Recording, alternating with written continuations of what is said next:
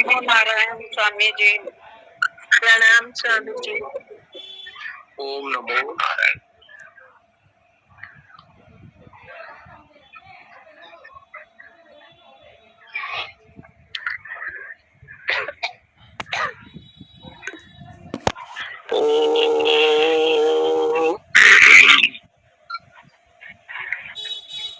ओम शनावतु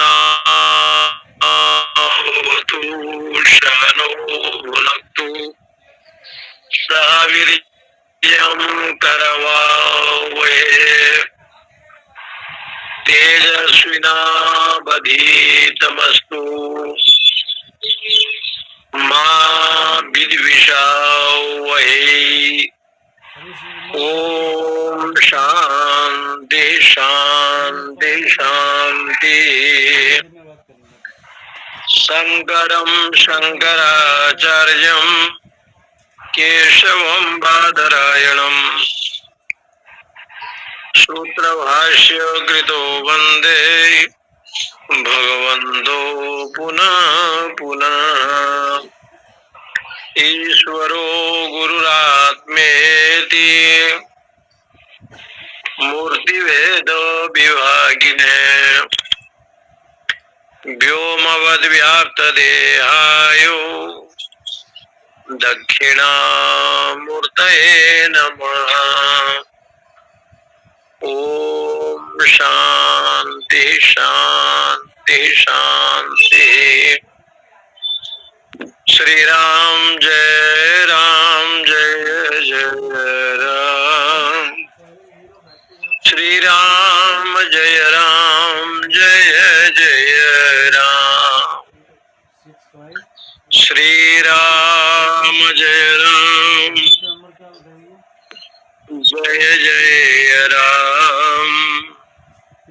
श्री राम जय जय राम। श्री राम जय जय राम। श्री राम जय जय राम।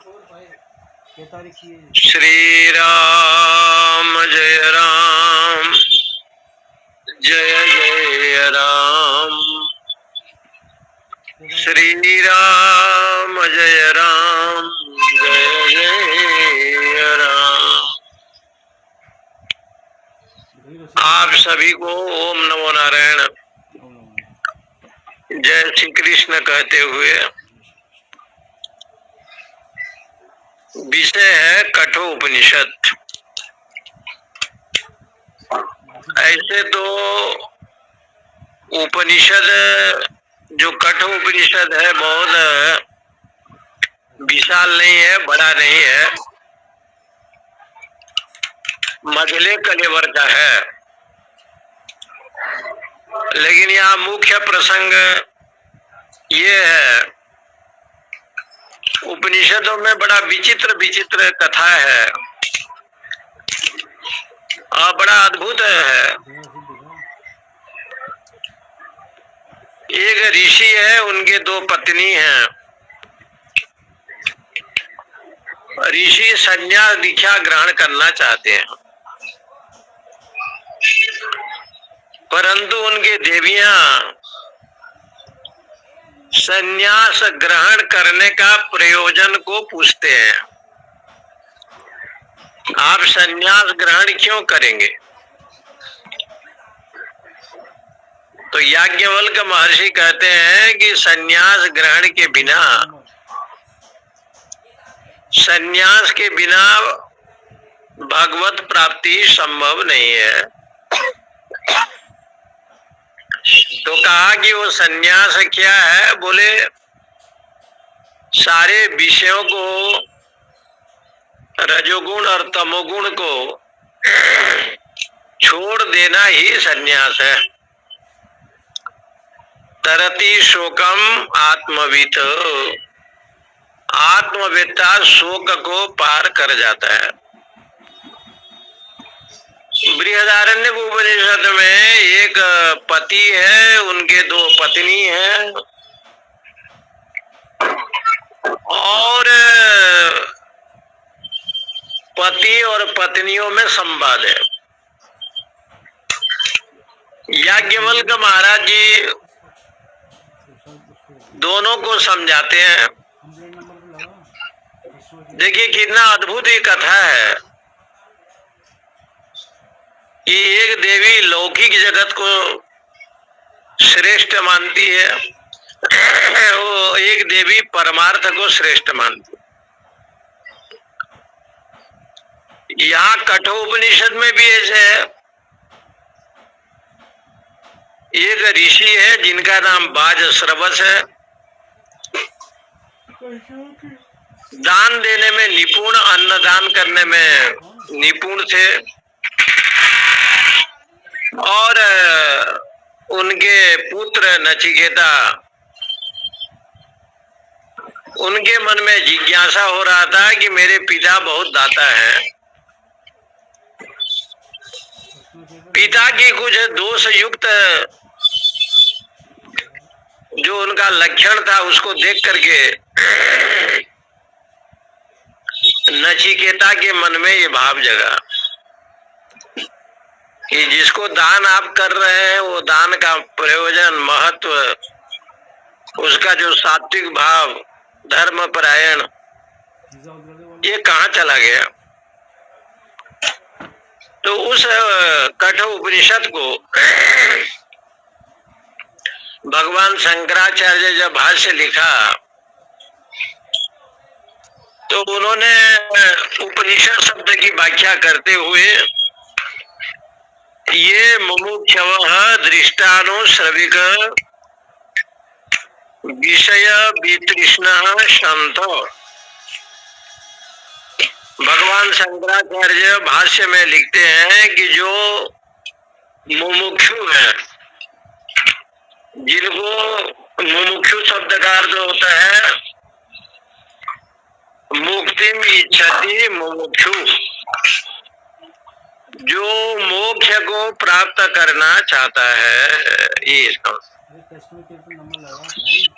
जिनके जीवन में मोक्ष की इच्छा है कि मेरा जीवन मोक्ष हो, उसको कहते हैं मुमुक्षु। मुक्तिम इच्छति, मोक्ष प्राप्ति करना चाहता है। तो मोक्ष प्राप्ति जो करेगा उसके लिए एक लक्षण बताया, दृष्टानुश्रविक विषय वितृष्णा। दृष्ट शब्द का अर्थ यह जो देखा जाता है, ये जो लौकिक जगत है ये देखा जाता है। ये जो हम लोग मर्त मंडल में है ये लौकिक जगत है। और अनुश्रविक कहते हैं पारलौकिक जगत को, परलोक को। परलोक को अनुश्रविक कहा गया है। दृष्ट जगत कौन हो गया? ये संसार। यहाँ क्या देखा जाता है? द्वंद्व देखा जाता है, मान सम्मान, अपमान, निंदा और प्रशंसा, सुख दुख, राग द्वेष, ये सब देखा जाता है। शुभ और लाभ, जय विजय, ये दृष्ट का मतलब इस लोक में, मर्त लोक में सुख दुखे समय कृत्वा लाभा लाभो जया जयो, ये विषय जो है ना दृष्ट लोक में देखा जाता है। इस लोक में जन्म हुआ, मृत्यु हुआ, सुख हुआ, दुख हुआ, द्वंद्व को देखा जाता है। तब कहा परलोक में क्या देखा जाता है? स्वर्ग में। तो कहा स्वर्ग में, परलोक जब जाता है, स्वर्ग का जो सुख है, आनंद है, ये सब जीव जो है ना, परलोक जो सुख है पुण्य का, वो देखता है। इसलिए लिखते हैं, ये मुमुक्षुवो हो दृष्टानुश्रविक विषय वितृष्णा संतो उपनिषद वाच्याम भक्ष्यमाण लक्षणाम विद्याम उपसर्ग्य उपगम्यो तन्निष्ठतया निश्चयेन शीलयन्ति तेषाम अविद्यादे संसार बीजस्यो विसरणाद हंसनाद विनाशनाद इति अनेन अर्थयोगेन विद्या उपनिषद उच्यते। दृष्ट विषय और आनुश्रविक विषय, दो शब्द है। दृष्ट माने दिखाई देना, मर्त्य लोक में जो दिखाई देता है, सुख दुख मान सम्मान प्रतिष्ठा जस कीर्ति, ये सब दृष्ट कहते हैं। और आनुश्रविक कहते हैं जो सुना हुआ है। स्वर्ग लोक में नंदन वन है, स्वर्ग लोक में सुधर्मा शवा है, स्वर्ग लोक में उर्वशी इत्यादि अप्सराएं हैं। स्वर्ग लोक के जो देवता हैं वो बूढ़े नहीं होते हैं। स्वर्ग लोक के जो अन्य देवगण हैं उनके दांत खराब नहीं होते हैं। स्वर्ग लोक में जो रहते हैं वो जवान रहते हैं। इसको कहते हैं आनुश्रविक, जो कान में सुना जाए। आपने कान में श्रवण किया कि परलोक होता है, और परलोक और पुनर्जन्म को हर सनातनी धर्म हिंदू मानता है, ये पारलौकिक है। इसलिए यहाँ उपनिषद में कहा, ये मुमुक्षुवः दृष्टानुश्रविक, दृष्ट विषय और अनुश्रविक विषय को जब वितृष्णा संत भली भांति इससे रहित हो जाता है, वितृष्णा हो जाता है, उसके जीवन में ये इच्छा नहीं रहता कि मैं स्वर्ग जाऊंगा तो पुण्य लोक के भागी बनूं और मर्त मंडल में रहूं। तो ये संसार के जो विषय है, पदार्थ है, भोग है, इसको मैं देखूं। तो इसका अर्थ क्या हुआ कि वितृष्णा, विगतः तृष्णा यस्य इति वितृष्णा, जहाँ तृष्णा का अभाव हो जाए, कोई इच्छा नहीं है। मैं तो स्वर्ग भी गया, मैं तो नरक भी गया, वैकुंठ भी गया, मोक्ष के पास भी गया, लेकिन जहां भी गया, हे राघव जी, हे राम जी, तुम्हारा दर्शन हुआ। मुझे तो वहां स्वर्ग दिखाई नहीं पड़ा, नरक दिखाई नहीं पड़ा, मोक्ष दिखाई नहीं पड़ा। मैं जहां भी पहुंचा, ईशावास्यमिदं सर्वम, ये देखा। संपूर्ण जगत ब्रह्ममय है, ये देखा। स्वर्ग नरक अपवर्ग समाना, जहां तहां देखे धरे धनुवाना। मैं तो आपका दर्शन किया।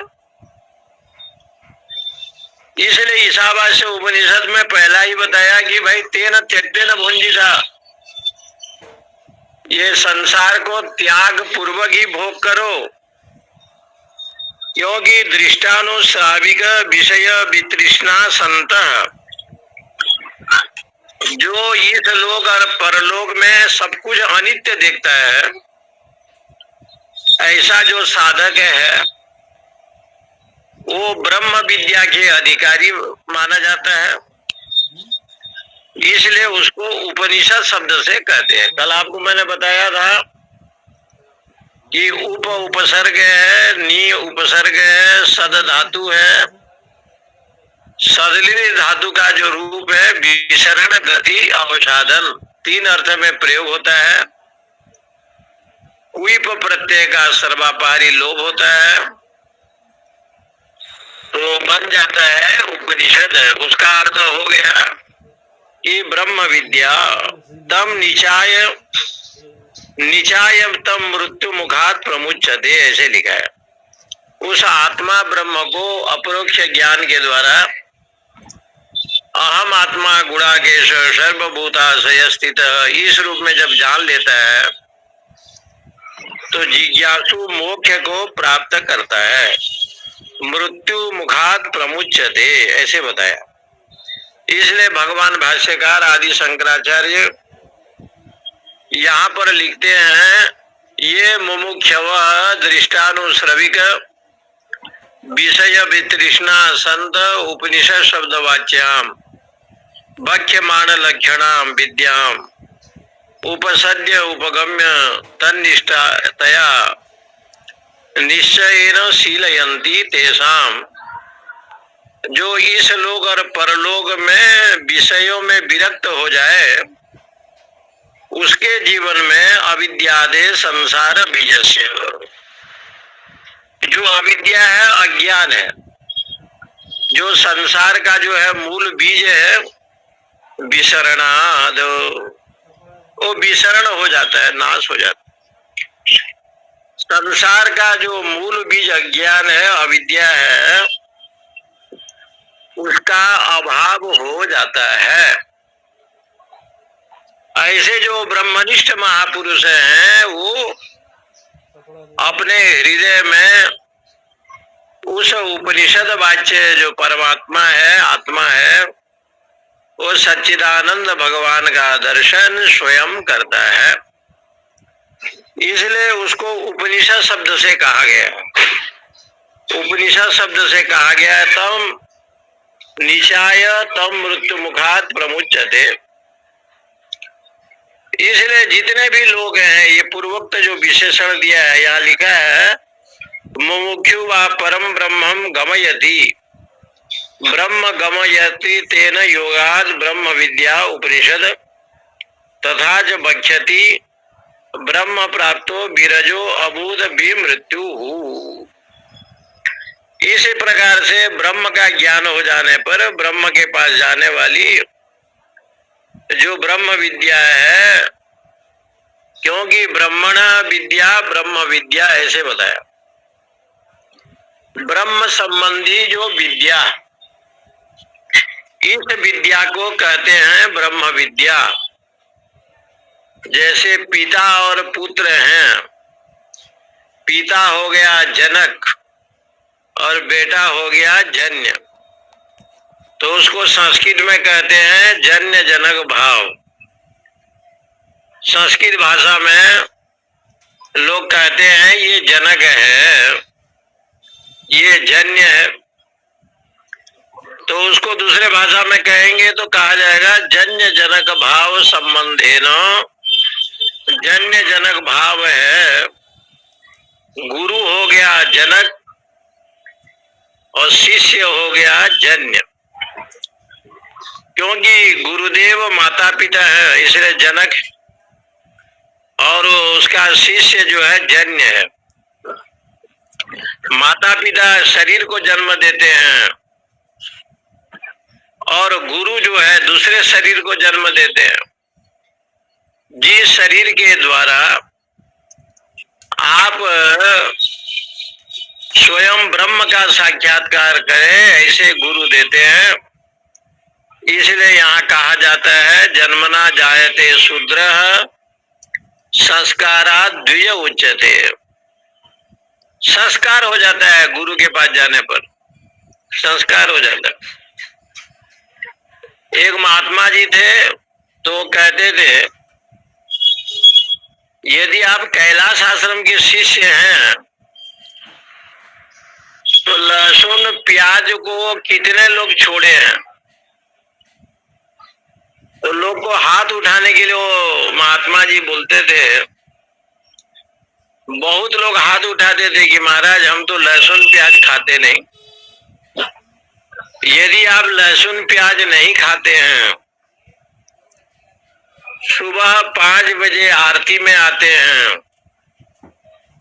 भगवान को भोग लगाने के बाद प्रसाद लेते हैं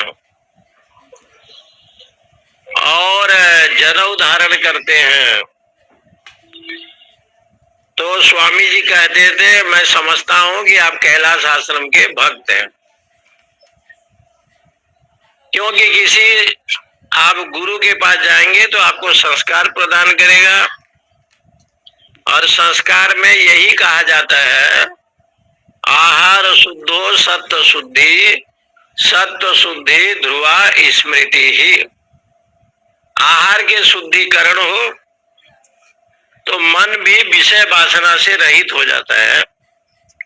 आहार शुद्धो सत्व शुद्धि, इसलिए यहाँ उपनिषद में, उपनिषद शब्द का सीधे सीधे शंकराचार्य कहते हैं ये ब्रह्म विद्या है। ब्रह्म विद्या का अर्थ हो गया ब्रह्मण विद्या, ब्रह्म विद्या।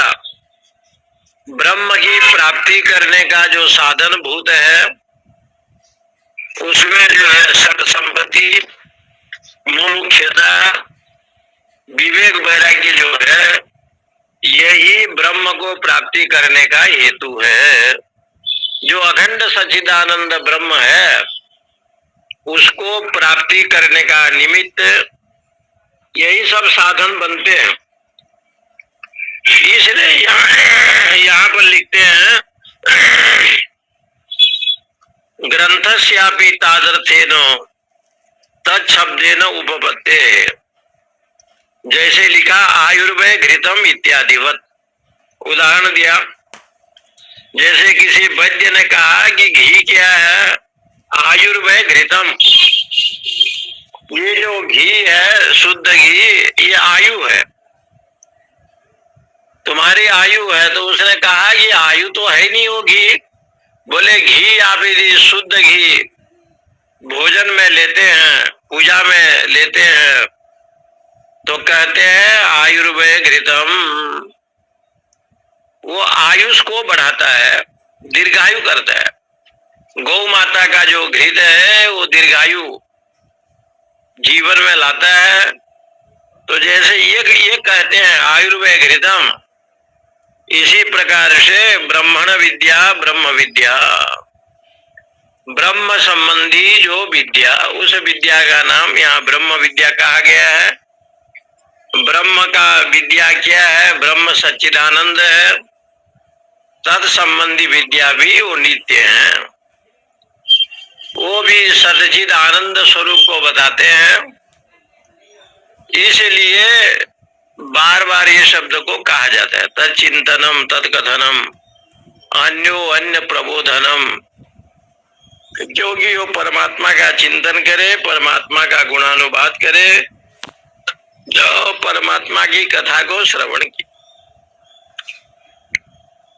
एक उदाहरण आता है कहीं ग्रंथों में कि एक बार गोस्वामी तुलसीदास जगन्नाथपुरी गए, जगन्नाथ जी के दर्शन करने के लिए पहुंचे। तो वहां देखे कि दोनों हाथ भगवान जगन्नाथ जी का है, पैर नहीं है, आंख में पलक नहीं है, बड़े बड़े आंख है भगवान के। उधर उड़िया भाषा में उसको चकानयन कहते हैं, चकानयन, रथ चक्के के बराबर आंख। उधर के लोग कृष्ण को कालिया कहते हैं। भगवान का जो नेत्र है वो कला मुख है, चकानयन आप हैं। तो कहते हैं कि तुलसीदास जी ने बलदेव को देखा, सुभद्रा जी को देखा, जगन्नाथ जी को देखा, और बिना कुछ सोचे समझे लौट आए।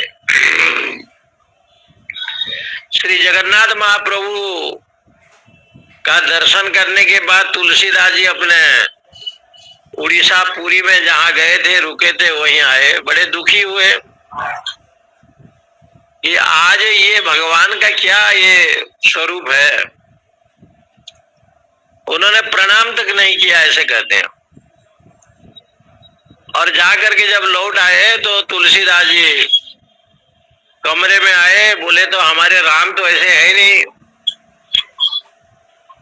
वो तो लोकाभिरामम रणरंग धीरम राजीव नेत्रम रघुवंशनाथम वाले हैं, और रघुनंदन का तो ऐसे रूप है नहीं।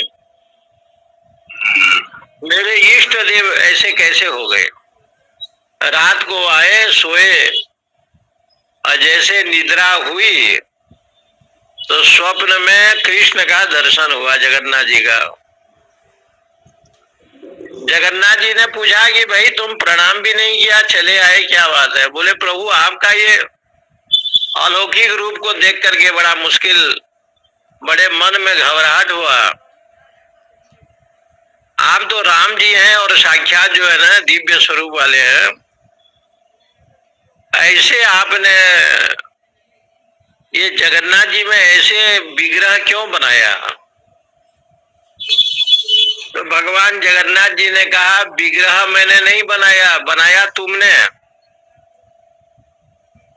तुलसीदास जी ने कहा कि मैंने तो कुछ बनाया नहीं। बोले कि तुमने तो लिखा है ना, बिनु पद चलई सुनई बिन काना, कर बिनु कर्म करे विधि नाना, आनन रहित सकल रस भोगी, बिनु बानी भगता बड़ जोगी। ये जो पंक्ति जो लिखा गया है, ये किसने लिखा? तुलसीदास जी ने लिखा कि आपका पैर नहीं है, बिनु पद चलई, सुनई बिनु काना, कान नहीं है, कर बिनु कर्म, हाथ नहीं है, करई विधि नाना, आनंद रहित आंख नहीं है, जीवा नहीं है, सकल रस भोगी, बिनु बानी भगता बड़ जोगी। बहुत प्रखर विद्वान है भगवान कृष्ण। ये शब्द तो तुलसी जी तुमने तो लिखा ना, और तुमने जब लिखा है तो मैं उसे जो लिखा है ना उसको मैं सार्थक बनाने के लिए जगन्नाथ के रूप में यही आया। यदि तुम इस प्रकार के विषय को नहीं लिखे हो, ऐसे स्वीकार करते हो, तो रामचरितमानस में बिनु पद चलई सुनई बिनु काना जो लिखा है उसको मिटा दो। या तो जगन्नाथ जी को मत मानो, भगवान की सत्ता को, और नहीं तो वो जो चौपाई लिखे हो ना बिनु पद चलई सुने बिन काना, उसको मिटा दो। कहते हैं गोस्वामी तुलसीदास जी का आंख खुल गई और जाकर के मंदिर में श्री जगन्नाथ भगवान को वंदन किया, क्षमा मांगा। बोले प्रभु लिखा तो मैंने आपकी कृपा से, और जा करके वो प्रणाम वंदन किया। तुलसीदास जी की कथा आती है, तुलसी तब नवे धनुष बाण लियो हाथ। इस संदर्भ में भक्तमाली में ये कथा लिखी है, जब जगन्नाथ जी का दर्शन करने के लिए गोस्वामी जी पहुंचे और भगवान का बिना प्रणाम किए जब चले आए तो रात में कृष्ण भगवान ने उनको दर्शन दिया। इसलिए जो ब्रह्म तत्व है, उपनिषद वाच्य जो तत्व है, इतना गहन है, उसी को लेकर के यहाँ आचार्य शंकर जी ने इस बात को सिद्ध किया। आयुर्वेद घृतम इत्यादिवत तस्माद विद्यायाम मुख्यया वृत्त्या उपनिषद शब्दों वर्तते ग्रंथे तो भक्त्या इति।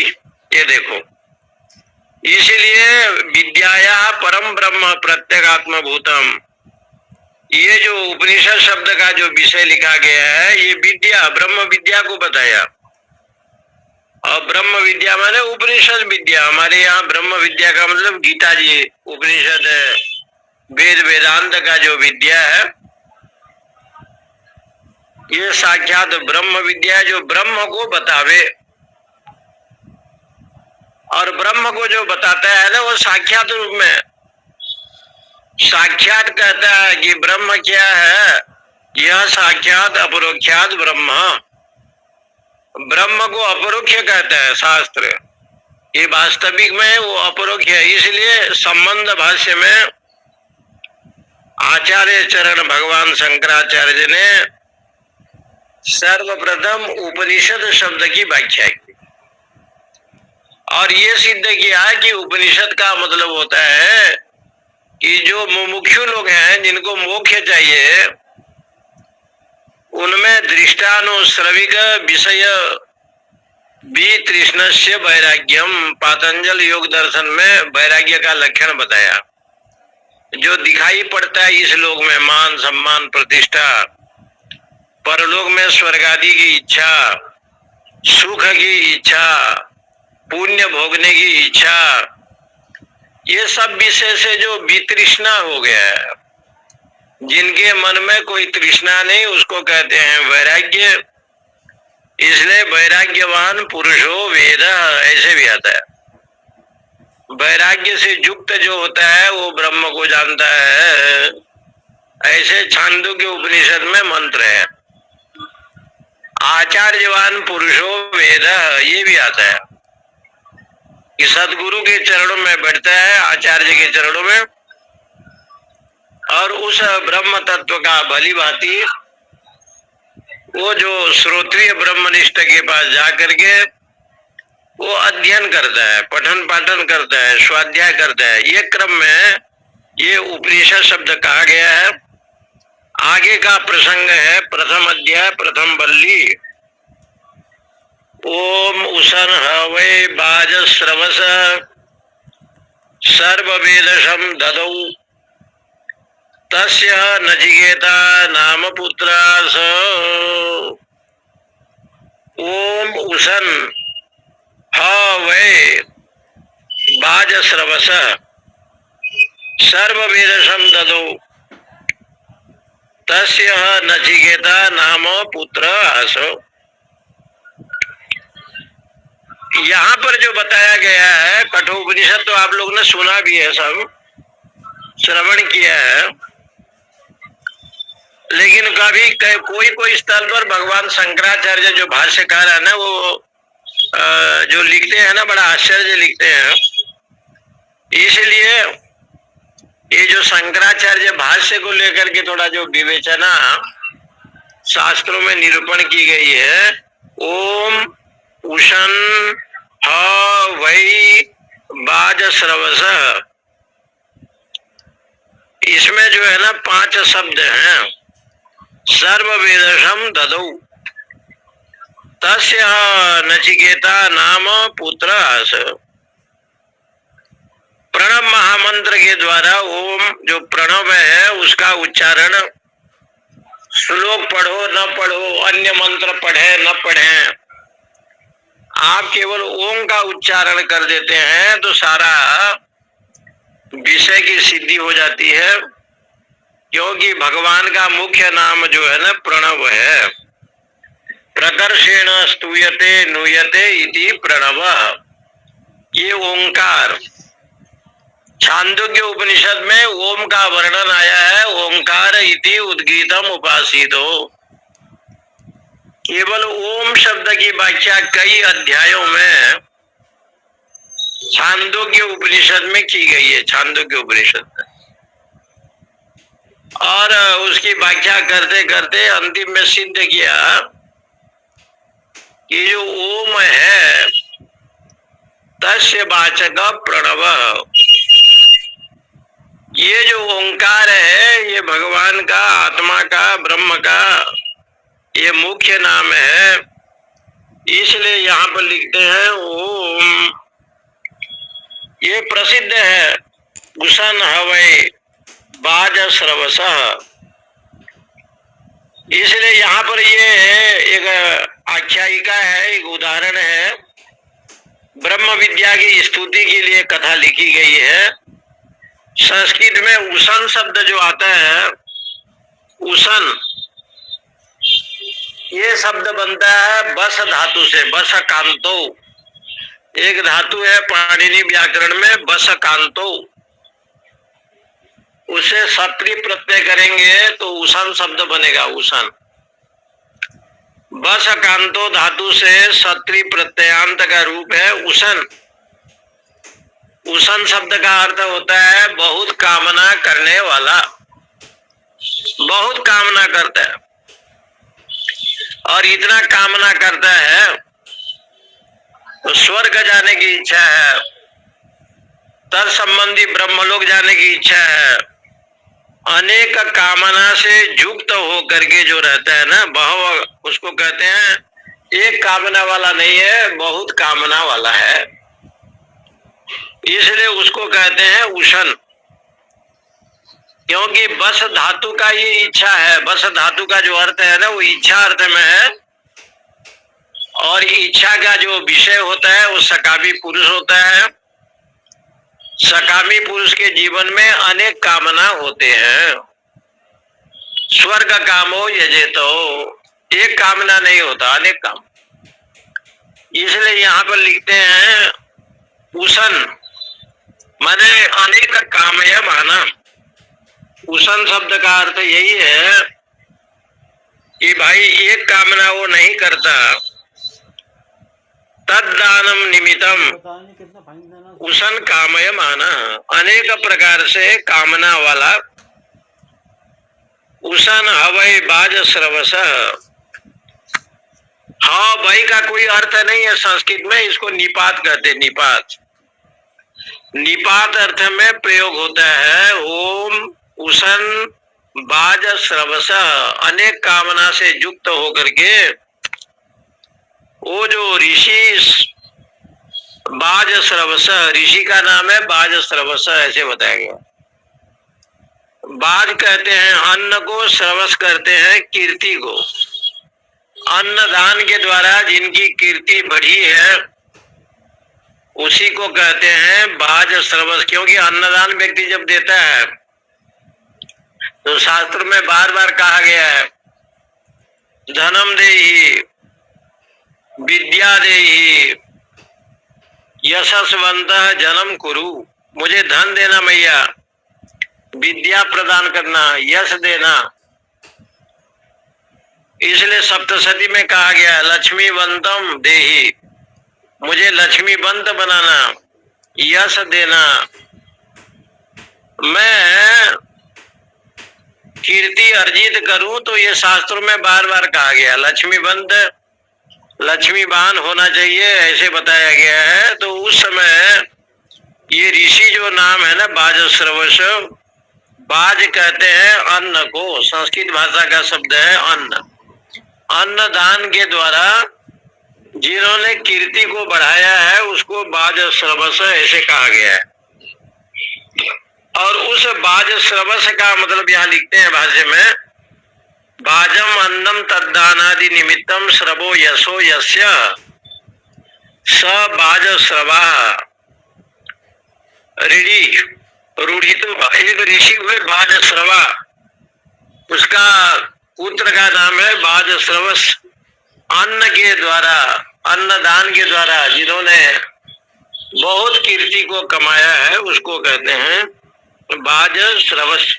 इसलिए बार बार से जो है ना चाणक्य पंडित जी ने लिखा है अन्नदान करना कल्याणकारी है, लेकिन कभी कभी दान की जो है ना विषय पंडित चाणक्य जी ने चाणक्य नीति में लिखा है अति दान है बलिर्बधो, क्योंकि अति दान में जो है ना बलि का नाश हो गया। दान तो देता था, विविध दान देता था, सोना चांदी हीरा नीला भूमि दान, लेकिन अति दान करने से बलि पाताल लोक में चला गया। उसका जो दान था, उनका जो संकल्प था, वो सकाम भाव से स्वर्ग आदि में पीड़ा कष्ट देना, उसका जो यज्ञ था वो सात्विक नहीं था। इसलिए वहां लिखा गया अति दाने बलिर्बधो अति गर्भे हतो लंका, अति अभिमान से जो है ना लंका का नाश हो गया। अति गर्भे हतो लंका, अति दाने बलिर्बधो, अति माने च कौरवा, कौरवादी जो दुर्योधन इत्यादि थे इतना वो मान वाले थे कि अपने पिता धृतराष्ट्र को भी प्रणाम नहीं करते थे। इसलिए उनका नाश हो गया। इसलिए अति सर्वत्र वर्जयेत ऐसे लिखा है। अति गर्वे हतोलंका, अति दाने बलिर्बध, अतिर्माने च कौरवा, अति सर्वत्र वर्जये। कभी कभी जो है ना, ये सब सूत्र बड़ा अद्भुत है। चाणक्य पंडित जी ने भी बहुत अच्छे अच्छे सूत्र बनाए और समाज को दिया है। आहारे भोजने त्यक्त्वा सुखीम लज्जा भवेत्। भोजन करते समय, भजन करते समय, सोते समय लज्जा नहीं करना चाहिए। आपका भजन कैसे चले उसमें लज्जा नहीं करना चाहिए। आपका किस प्रकार से पूजा पाठ हो उसमें लज्जा नहीं करना चाहिए। इसलिए लज्जा को छोड़ दे ऐसे लिखा गया है। तो यहाँ पर ये बाजश्रवस नाम के, जो इनके पिता का नाम है बाजश्रवा, और वो यज्ञादि कार्य में धन देते थे। सर्व वेदसम ददौ तस्य अपत्यम बाजश्रवस अखिल विश्वजीता सर्वमेध यजे तत्फलम कामये माना। ये जो बाजश्रवा ऋषि थे वो एक यज्ञ किया। यज्ञ का नाम है विश्वजीत। विश्व को जीतने वाला जो है ना उसको कहते हैं विश्वजीत। ये संसार में कोई विश्व को जीता नहीं है, लेकिन यज्ञ का नाम लिखा है विश्वजीत। विश्वजीत जो भगवान है। सात्विक कर्म यदि आप करते हैं तो वो यज्ञ विश्वजीत यज्ञ है। सब कोई जहाँ होगा जो उनका अच्छा जो यज्ञ है उसको विश्वजीत यज्ञ के नाम से कहा गया है। ऐसे कहते हैं कि बलि जी ने शुक्राचार्य को जो यज्ञ कराया उसने भी ऐसे का अनुष्ठान किया जो तीनों लोग उनके वशीभूत। लेकिन भगवान वामन जब पधारे, अब वामन का दर्शन जैसे बलि ने किया तो उनके मन में मोह उत्पन्न हो गया कि धन्य है ये बटु पंडित, इतना छोटा सा ब्राह्मण बालक क्या दिव्य सुंदर है। तो भगवान उनके मन को मोहित कर लिया। भगवान विष्णु जो है वो मोहित कर लेते हैं। इंदिरा मंदिरम चेतसा सुंदरम देवकी नंदनम नंदजम संधदे। कहीं कहीं विश्वजीत नाम के यज्ञ का जो प्रारंभ किया जाता है वहां पर लिखा है मीमांसा ग्रंथों में कि कम भावयेत, ऐसे एक शब्द आया है कम भावयेत। आप क्या भावना करते हैं? अब आपके भावना जैसे होगा तद अनुसार देवता लोग उस हवि को ग्रहण करेंगे। देवता लोग हवि, घी, आहुति इत्यादि को ग्रहण करेंगे। आपकी भावना यदि सात्विक भावना है तो देवता उसी उद्देश्य को निमित्त मान करके ग्रहण करेंगे। तो यहाँ पर भी यही है कि बाज श्रवसा शब्द जो आया है, बाजम अन्नम तद्दानम निमित्तम, अन्न दान के द्वारा जिनकी कीर्ति चारों तरफ फैला हुआ है उसको कहते हैं बाज श्रवस। भगवत गीता में आया है ना, राजा जान श्रुति अन्नदान करता था और उसकी कीर्ति चारों तरफ फैला हुआ था। लेकिन जब हंस जा रहे थे तो हंसों ने कहा ये जितना दान धर्म करे तो ठीक है, लेकिन जो गाड़ी वाला रेक को है उसके बराबरी नहीं है।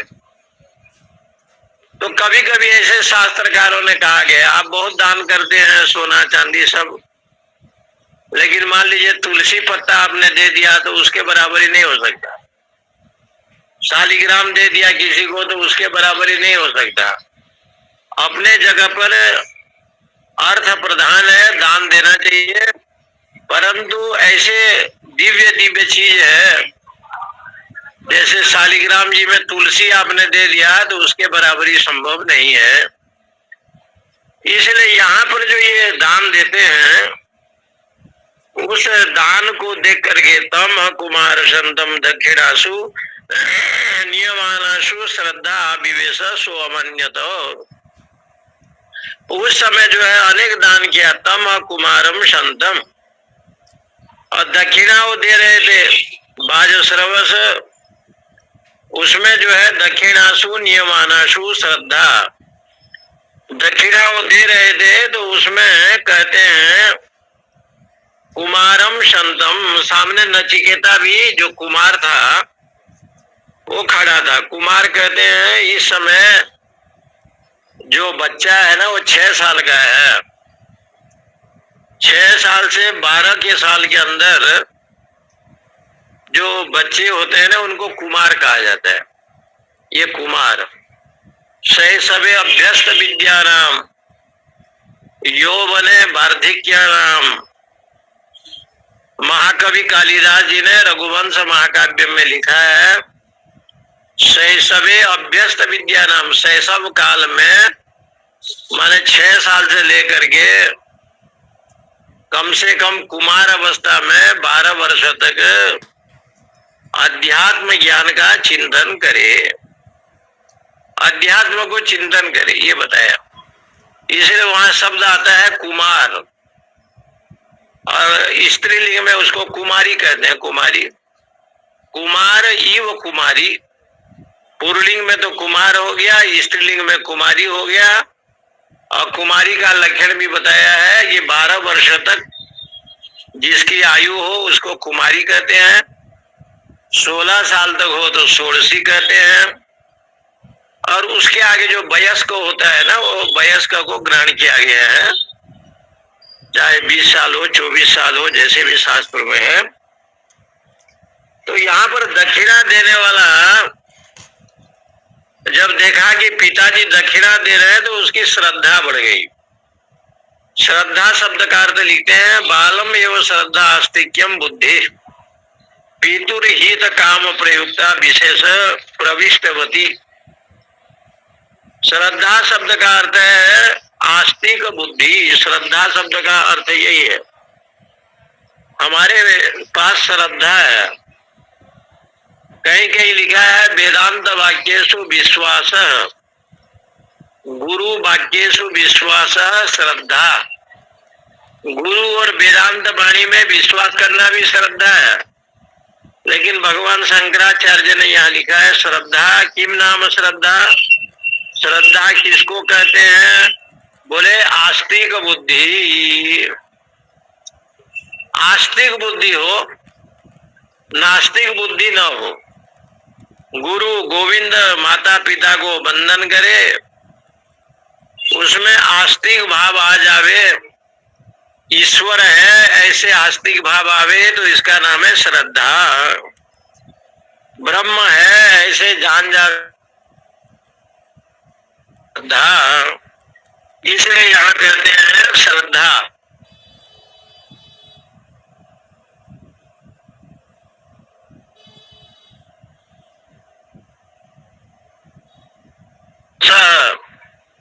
जैसे श्रद्धा से युक्त होता है तद अनुसार पुरुष वैसे व्यवहार करता है। यो शब्द एवं श्रद्धा से युक्त हो जाता है। श्रद्धा विरहितम यज्ञम यानी दक्षिणा विरहितम यज्ञम तामसम परिचक्षते, ये भी भगवत गीता में श्रद्धा के ऊपर जो 17वां अध्याय का निरूपण है वहां पर किया है।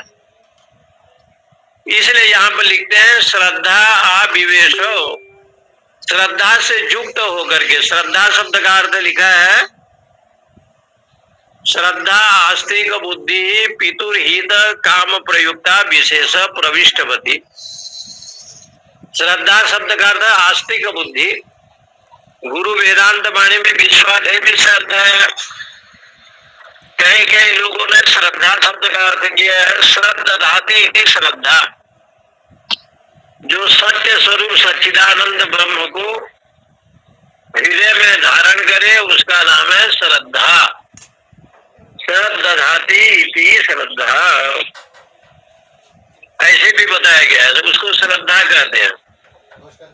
वेदांत वाक्येषु सदा रमन्तम् भिक्षान्न मात्रेण च तुष्टिवन्तः अशोकवन्तः करुणेकवन्तः कोपीनवन्तः खलु भाग्यवन्तः। भगवान शंकराचार्य ने श्रद्धा शब्द का वहां निरूपण किया गया है और बड़ा अद्भुत भाव से निरूपण किया।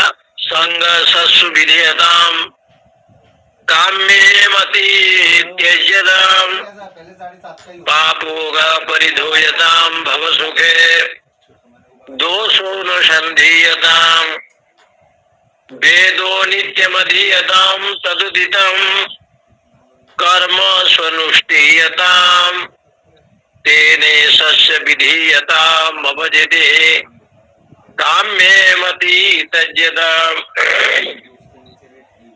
साधन पंचकम में आचार्य शंकर जी ने श्रद्धा शब्द का बड़ा अद्भुत निरूपण किया। श्रद्धा माने किम नाम श्रद्धा, तो कहते हैं कि श्रद्धाति इति श्रद्धा।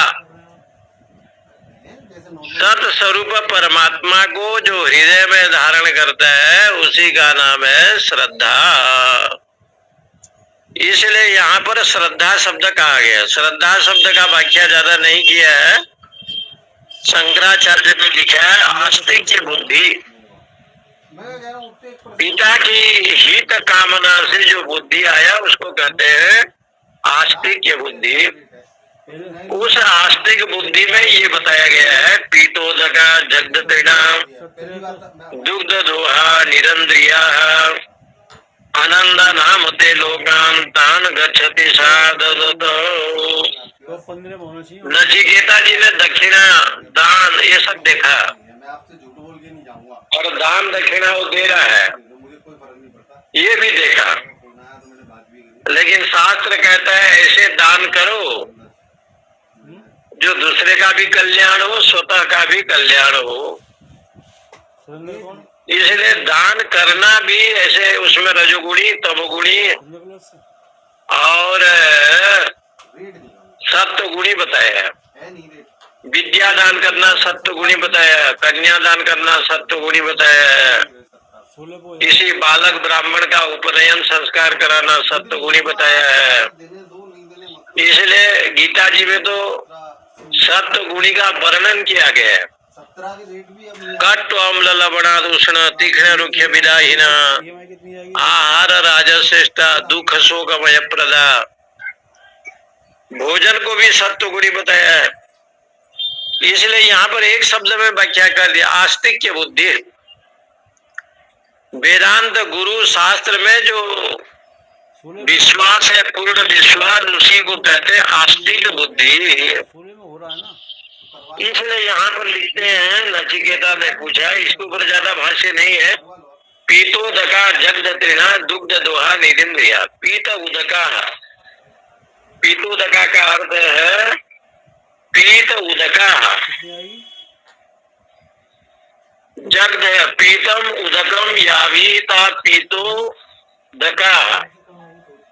जिस गौ ने जो है पान करने की इच्छा तो है, लेकिन ऐसे गौ माता हैं जो दान दे रहे हैं जो जल नहीं पी सकते। पीतम उदकम यावी ता पीतोदका, जो जल पीने में असमर्थ है। ऐसे जो है जो जल नहीं पिएगा, जल यदि नहीं पिएगा तो दूध नहीं होगा, उसके शरीर में शक्ति का संचय नहीं होगा। उसके पिताजी ऐसे ऐसे जो है ये दान जो है दिए थे। अभी एक मंडलेश्वर जी कह रहे थे, स्वामी पुण्यानंद जी कह रहे थे दक्षिणामूर्ति के मंडलेश्वर, जब नोटबंदी हुआ कलकत्ता में हम लोग थे तो हमको करोड़ों रुपया का दान मिला हो। नोटबंदी में करोड़ों का मारवाड़ियों ने दान दे दिया।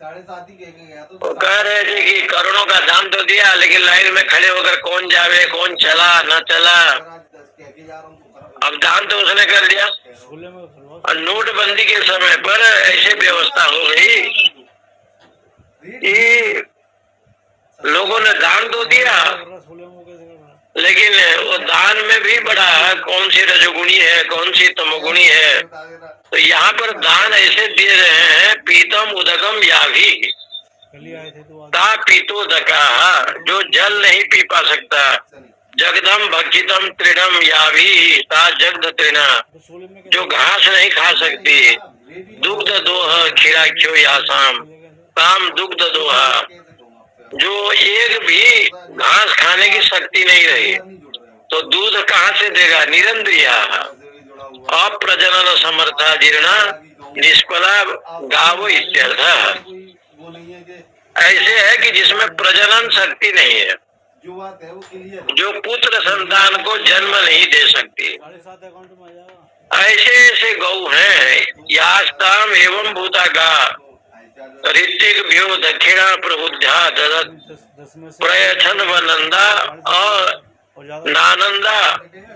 इसलिए कहा ऐसे ऐसे जो बूढ़ी गौ और जो गौ निष्फल है, हमारे यहाँ जो है रमण रीति वृंदावन के स्वामी जी हैं, गुरु शरणानंद जी, ट्रक में भर करके लोग जो है ना बूढ़ी गौ को ले जा रहे थे गोवर्धन में।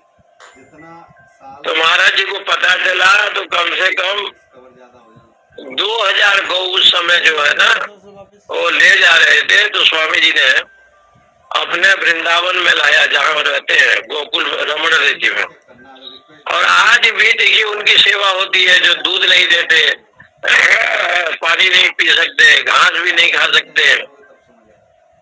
तो ये महापुरुषों का जो जीवन चर्चा होता है ना, बड़ा विलक्षण होता है। वो तो परोपकारम सताम विभूतय, ऐसे हमारे शास्त्रों में कहा गया। लेकिन यहाँ तो कठोपनिषद में उल्टा है कि जो दूध नहीं दे सकती, पानी नहीं पी सकती, पुत्र संतान को जन्म नहीं दे सकती, गौ बछड़े नहीं हो सकते, उसको दान दे रहे हैं। तो नचिकेता जी ने कहा आनंद नाम ते लोका तान गच्छति साधत। बहुत बड़ी बात कही। ऐसे ऐसे वस्तु को दान देने से उस लोक को प्राप्त होगा जिस लोक में आनंद नहीं है। आनंदा न आनंदा विद्यते यस्य, जहाँ आनंद नाम की कोई चीज नहीं है, यानी नरक लोक को प्राप्त होगा। जिस लोक में जाने पर कोई आनंद नहीं है, तमोगुण और रजोगुण का विषय यदि होगा तो वहाँ आनंद की अभिव्यक्ति नहीं होती है, वहाँ आनंद है नहीं। आनंद स्वरूप तो केवल भगवान है, और भगवान को ही आनंद कहा गया है। सच्चिदानंद परमात्मा वो आनंद सिंधु सुख राशि, क्योंकि आनंद का भंडार तो प्रभु है। इसलिए दान कोई करता है तो उसके पिताजी को देख करके नचिकेता ने कहा उस लोक में पिताजी आप जा रहे हैं, जाएंगे, आनंदा नाम ते लोका तान गच्छति सा ददत। जिस लोक में जाने पर कोई आनंद नहीं है, इसका मतलब असुरजा नाम ते लोका अंधेन तमसा वृता तास्ते प्रत्याभिगच्छन्ति एके चात्म हनो जना। उस लोक में जाता है जो घोर आसुर्य लोग है, घोर अंधकार है, जहाँ स्वयं को दिखाई नहीं पड़ता, उस नरक को भोगता है। इसलिए दान यदि करो तो दान की 3 गति है। दानस्य त्रेधा गति। पहला गति है दान, दूसरा गति है भोग, तीसरा गति है नाश। दान को पहले रखा गया है और भोग और नाश को दूसरे नंबर पर रखा गया है। इसलिए सत्पात्र में, सत्कर्म में, यज्ञादि कार्य में ऐसे लोग को प्राप्त होता है जो पीतोदका जगद तृणा दुग्ध दोहा निरंद्रिया आनंदा नाम ते लोका तान गच्छति साधत। उस लोग को जाता है जहाँ आनंद की अनुभूति नहीं है, दुख माने केवल दुख है। तो ऐसे दान नहीं देना चाहिए, यहाँ का सिद्धांत ये है। ऐसे नचिकेता के मन में आया।